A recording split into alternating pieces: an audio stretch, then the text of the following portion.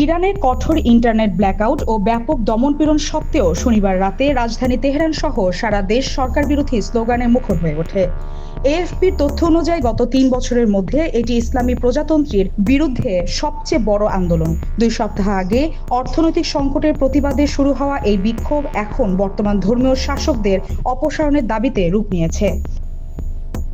Iran সরকার এই অস্থিরতার জন্য সরাসরি যুক্তরাষ্ট্রকে দায়ী করলেও বিক্ষোভকারীরা পিছু না হটে শহরের কেন্দ্রগুলোতে নিয়ন্ত্রণের প্রস্তুতি নিচ্ছেন।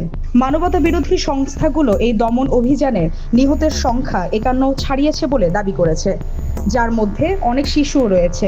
অ্যামনেস্টি ইন্টারন্যাশনাল জানিয়েছে নিরাপত্তা বাহিনী বিক্ষোভকারীদের বিরুদ্ধে বেআইনিভাবে প্রাণঘাতী অস্ত্র ব্যবহার করছে।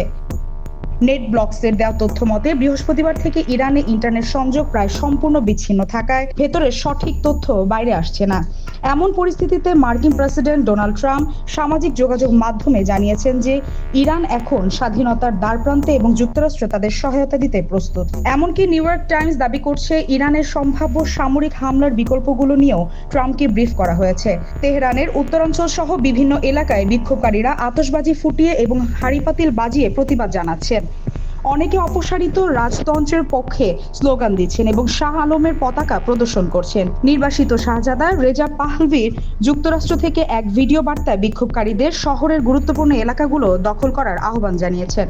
অন্যদিকে ইরানের সর্বোচ্চ নেতা আয়াতুল্লাহ আলী খামেনি এই বিক্ষোভকারীদের নাশকতাকারী হিসেবে আখ্যা দিয়ে কঠোর হুঁশিয়ারি দিয়েছেন এবং সেনাবাহিনী জাতীয় স্বার্থ রক্ষায় যে কোনো পদক্ষেপ নেওয়ার ঘোষণা দিয়েছেন।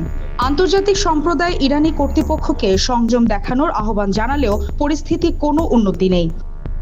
ইউরোপীয় ইউনিয়নের প্রধান বিক্ষোভকারীদের ওপর সহিংসতার নিন্দা জানিয়ে তাদের পাশে থাকার ঘোষণা দিয়েছেন। তেহরানের সাধারণ মানুষ ইন্টারনেট না থাকা এবং নিরাপত্তাহীনতার কারণে চরম ভোগান্তিতে পড়েছেন।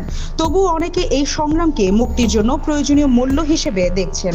লন্ডনে ইরানি দূতাবাসের সামনেও বিক্ষোভকারীরা জড়ো হয়ে সরকার বিরোধী স্লোগান দিয়েছেন, যা এই আন্দোলনের বৈশ্বিক প্রভাবকে স্পষ্ট করে তুলছে।